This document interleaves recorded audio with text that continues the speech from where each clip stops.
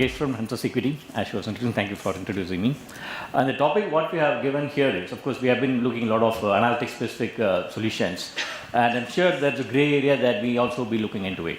That's what now we thought that what's the next level of analytics that's going to happen. Like we always talk about predicting the data, but can you predict what type of shape of things to come for predictive science itself? So that's what key, so that at least the organization can start nurturing its talents in today's generation, so that tomorrow we'll be making the data Excel jockeys to data wranglers, and then how can we make it become more value-based analytics? That's what we are trying to show here. So in this, for example, just to set a context in this, the context now, previously what we are doing here and what is likely to come is what, just to get a set a context before we get into Bollywood style of introduction. Like in this case, for example, there's a lot of stuff that we could do it by means of, we know what to do, but we don't know what to do. But in this case, for example, creating options, that's more important for us to do in predictive sciences. Going behind, what is that the nature of CoEs that we're looking into it? For example, hope you all could recognize this picture. Any name of this film, can you recognize this? iRobo, okay. And Rajini movie? Okay. Why we have taken these two aspects? Since we are in Bollywood, try to connect Kollywood and Hollywood. If you all remember what is Isaac Asimov, what he has talked about, humanoid, some long back, is that what you're talking about? Like for example here, the Sony and Chitty have emotional problems attached to them that creates a lot of chaos. But in data science, are we really evaluating our models based on the real-time scenarios, how people are reacting to analytic science, and how emotional issues are really captured, how are really captivating the audience? Ultimately, we are talking about customer experience. That's why we want to have analytics. If you want to go to an online solution, you want to have customer experience to be swiftly undertaken. So if these are emotional issues attached, how are you going to tackle that, and what are the nature of resources that would be needed in future? Like, hope you could also remember the 3 laws of Isaac Asimov. Anybody can guess?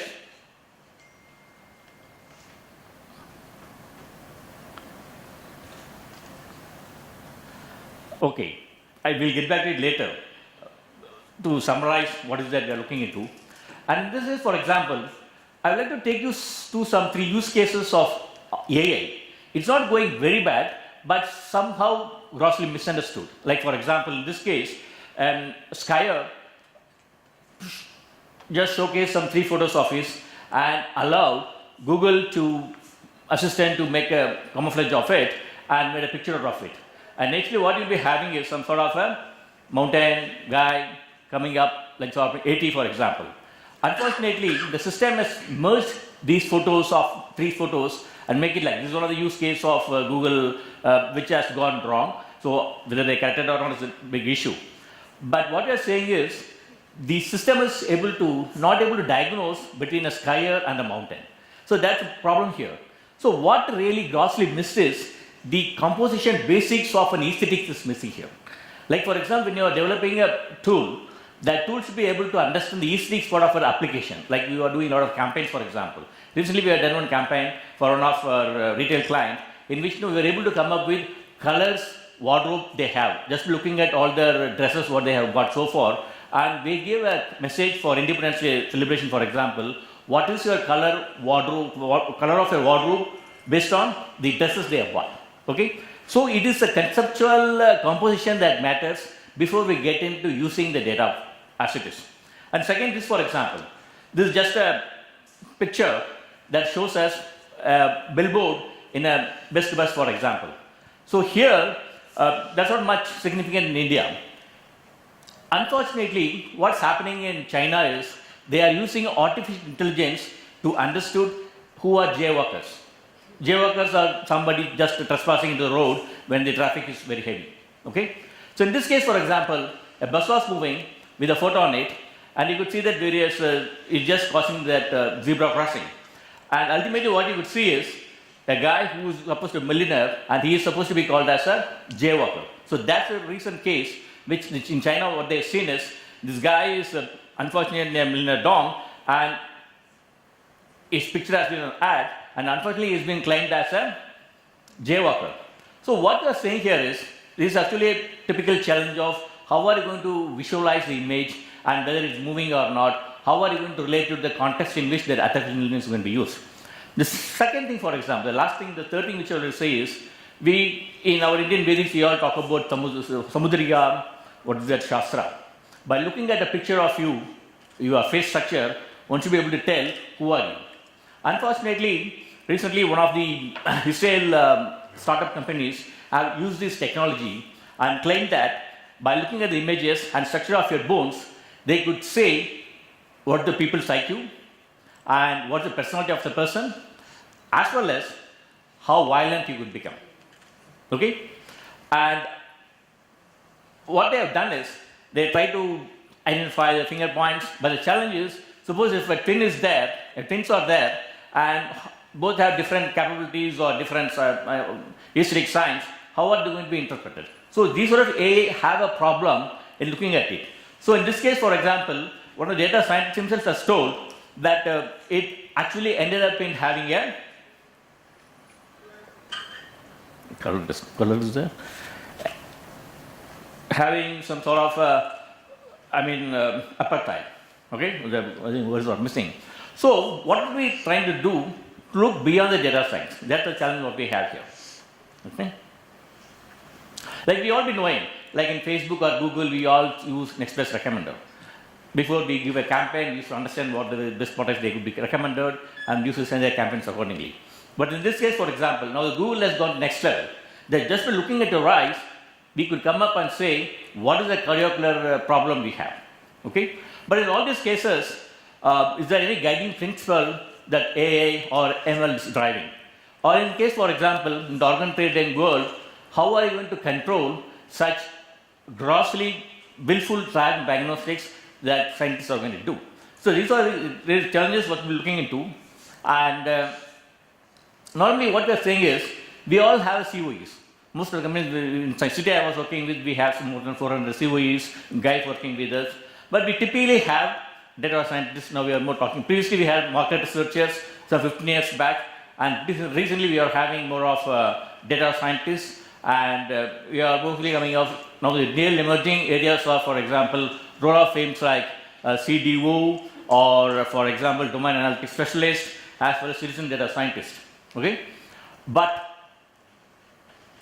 in the typical CoE, this is what we have. We normally have, for example, an analytics leader, machine language guys, as well as text mining guys. But is this all going to matter for any CoE in future? Even now, for example, when the companies are looking into fill these positions, and still there are much of policy champions available in most of the industries. In TT, when I was working, we have a team called policy champions. So they typically look into the policies, and they do this after scoring is done, how to interpret the scores by further analytical segmentations. So that's one of the key things they should be using. So in this case, for example, by ML-driven CLTV, for example, we have been working with a lot of clients, and we used to come up with CLTV, for example. In this case, but how can I afford the emerging life style after decade? Because in a CLTV, we have to look into some 30 years lifespan on the financial industries. So which product is going to buy over which period of life cycle? So that should be interpreted. And say next case, for example, is there any way of embedding social forecasting? Like in this case, for example, we all come from some joint families, and now it's a nuclear family, and with more of 327 and other living relationship, the family is really evolving in a different way. So how can we really look into which type of social evaluation is happening in future? So this is not happening. So in typical data science, what we do is we look at the past and try to come up with which is that really what, and our models learn from what the previous cases were there. In this case, for example, what we have seen is we have been looking more from the myopic, from the rear view mirror, and what is that we have been doing for future. How can we really simulate some conditions so that you will be able to embed such situations in future, so that the model will also be trained. Of course, in one of the financials, we have been talking about what is the backset model strategies, for example. So now we are talking some sort of customer centricity, CX. And in this world, for example, we are having a lot of click-stream data analytics happening, but ultimately, we should be able to drive the impulsive nature of a customer. Okay, it's not the customers are really planning to buy your products. How can we really understand the impulsive behavior of the customer? And it's not that we are always been irrational in our purchases. We have seen a lot of cases customers are irrational in their purchases. So how can we really look into that? So that's one aspect that we are looking into this. Say for example, most of you would have understood the water-driven paradox. Like water is a precious thing, which we are not paying much. Of course, in future we will be paying more than what we are paying now. But diamond not much having utility of extraction power, but still I am going to pay more for it. That's a typical case of water-driven paradox. But the emerging thing is, are we really rational in every time? Say for example, most of you would have gone to a mini-boss in your hotel, and how many times you have been resisting your temptation to use it, despite you know that it's very costly and it's at least 3x or 4x of your price. I'm sure that everybody will be at least by 11 o'clock thinking whether they should use it or not. Okay? By looking at okay, it's around 60 bucks. Should I use it? Rationally, I should not be thinking that okay, just cost 10 rupees, it costs 60 bucks here, but I should buy it or not. So this is a typical challenge what we see. So this is a minibar, mysterious minibar temptations. But best thing is, but I yield to the temptation. We'll finally be buying it. So are we really be irrational or be really rational in buying purchases? But most of the models assume that the people are going to be rational. Like in economics, if you talk about, economists will always say economics is a science of rational. But in fact, markets are not always rational in nature. People do behave irrationally. How are you going to immerse irrational things into that model building exercise? So this is one key things what we have been talking about. Say for example, how to train impulsive decisions in the ML. We have too many models. As he was telling, there are only some 4 or 3 lines actually to look into any model. The XGBoost or what was the LR, what was that, just 3-line program. But apart from that, how am I going to embed these are social issues into it? Say for example, how to embed temptations. Can I embed such social scenarios in which temptations can be a part of the variable? Okay? That's what we want to say.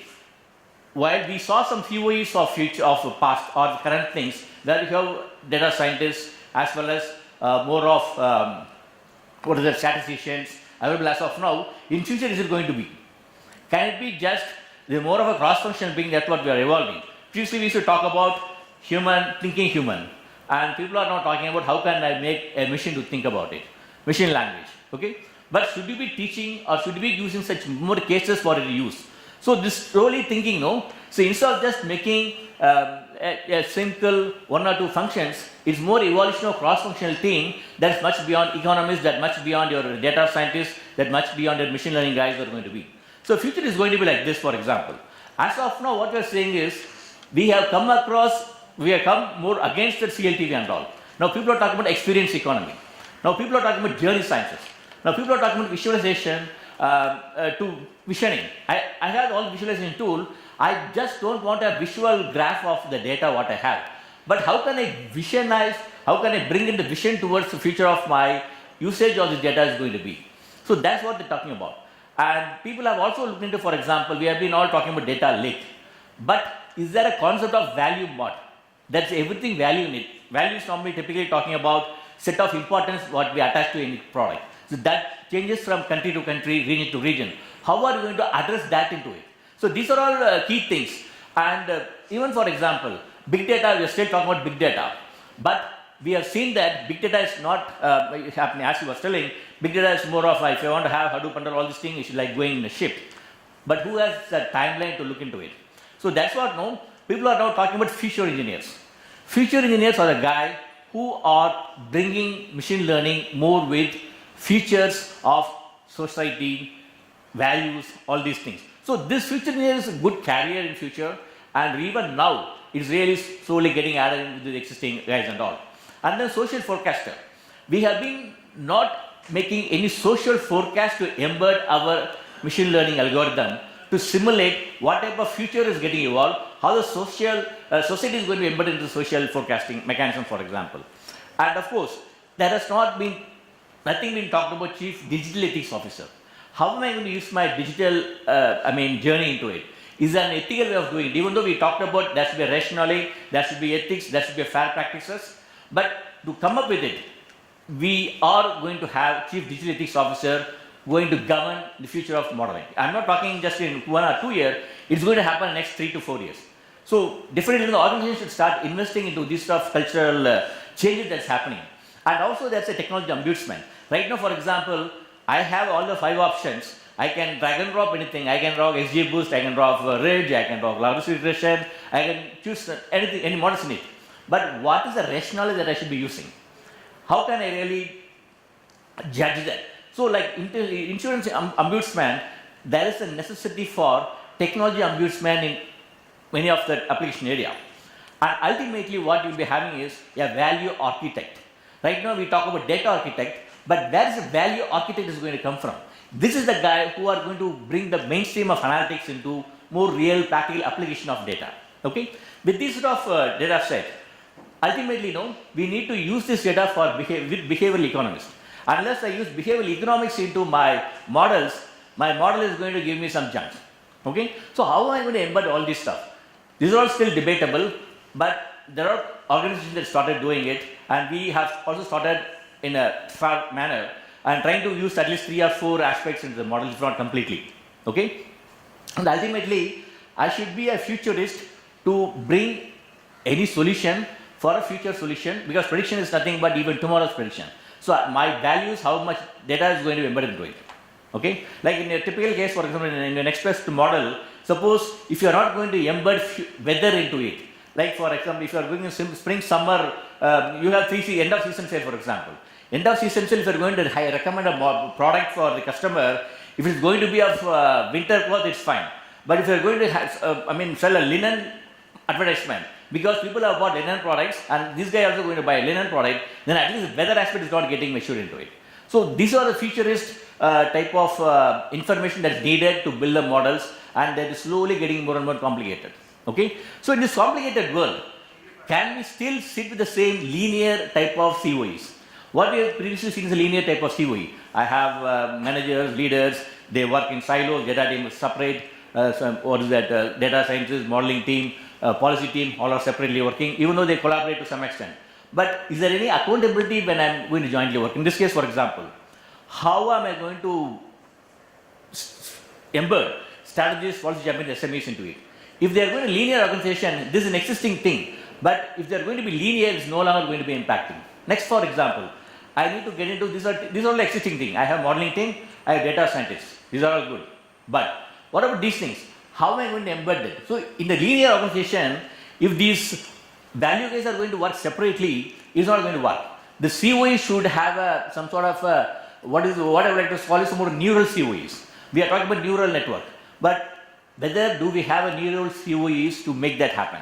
So in this case, what we are suggesting is ultimately it will be governed by not just chief digital officer, and the CoE will slowly be transitioning into experience officer will be there.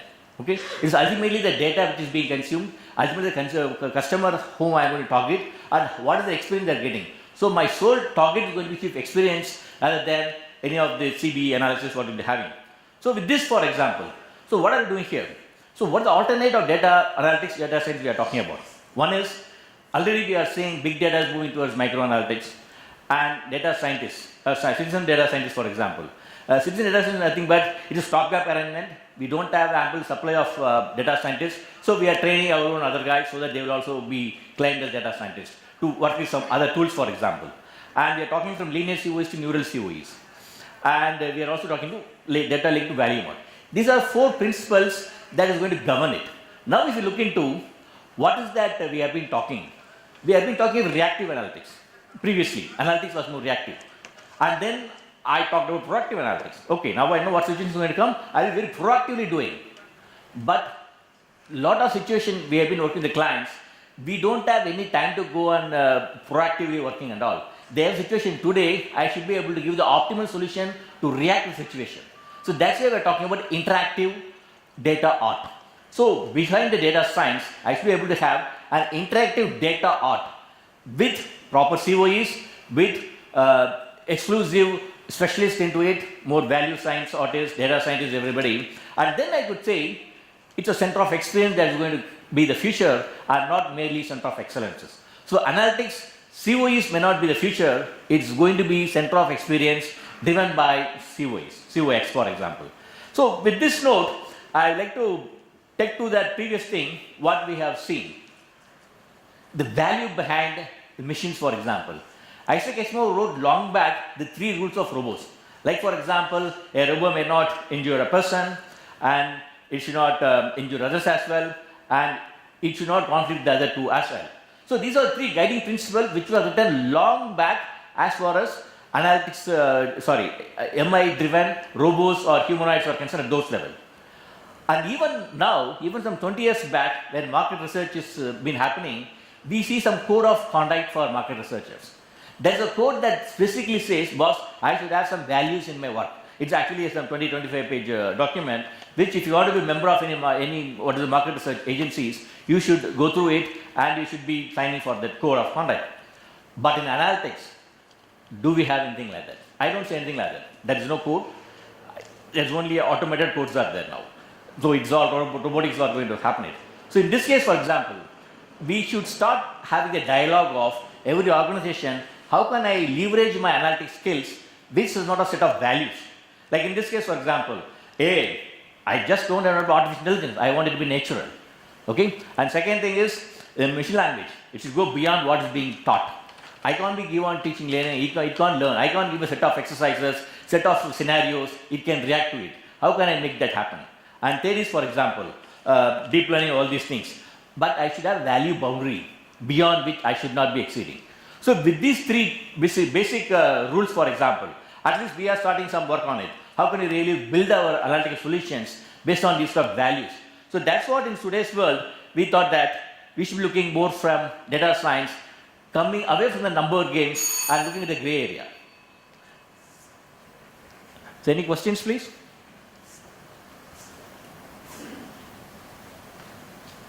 So it's not a very gray area, but it's a must to start discussing.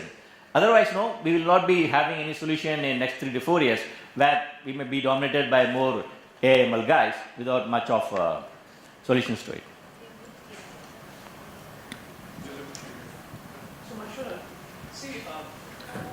You spoke about the irrational part. I've got a different opinion here. So theory says that any kind of decision making is 30% rational and 70% emotional. Okay. Now the emotional is something which is slightly tricky and difficult to predict. And we realize that this is something which is actually making a particular person make an impulse purchase or take any other decision. Okay. So what is your plan? Because I saw the behavioral economics also written on the slide. How do you intend to capture the emotional element of your decision making? Yeah, we need to create a lot of other scenarios, for example. Because in past scenarios, we should select such cases, for example, which is very impulsive in nature. Like we should start getting use cases. Right now, from the data, it's not being calculated, it's not derived actually. So we should build the data, embed the data with such behavioral aspects, at least by quality research, and making a provocative purchases, and making a target group, for example, to purchase such things, and put those data into it, so that it will start parallelly working on what condition is been impulsive. So we should start capturing that. So right now it's not being captured. So there is maybe we can catch up later on. So a lot of research which has happened regarding the positive psychology and behavioral economics. I can throw some light. Sure. So the customer engagement, which is the emotional connect with the customers, needs to be tapped, then integrated with data analytics. Second is obviously the weather part of it. So have you considering the weather in your analytics as of now? And yeah, for some, like for example, I was watching some Hawaii 5-0 some serial. One day there was a lot of temperature was very high, 102, 103 degree, for example. You see a lot of people behaving very uncomfortably. And the power cut is there. I mean, hot when temperatures are high. Certainly there are a lot of cases. So in future, these sort of things have to be embedded. Like, I'm saying it's already happening. So have you started using it? Like we know there's a direct correlation. Whether it's consumption of the hot beverage or a cold beverage or ice creams or fashion clothings. Okay, there's something like you spoke about end of the season sale. Okay, so which is nothing, it's known as a shoulder season. Yeah. So when the season changes between these two. Yeah. Okay, now person who is able to capture and predict the shoulder season well in advance will get an edge in a business. Because I think tacitly it's being used. Like for example, when you use month as one of the variable, in previous cases, which month what product has been sold. So that as a connotation, though it's not used as a separate variable itself as a weather, but it's tacitly used as a proxy data. Sure. Thank you. That's it. Thank you. Anything else? Your face recognition part, it's being stopped nowadays. That's what I've heard about it. Recently, last week there was a news about San Francisco. So they have stopped the facial recognition. So initial slide you spoke about that the faces and the distance between the body structure and the face Yeah, structure. yeah. So that you need to be careful. Yeah, facial biometrics is a bit Yeah. tough. But I think our PAN card guys Aadhaar is likely to use that, is getting that plan. International thing is which is going on is to stop the usage of face recognition in a public domain.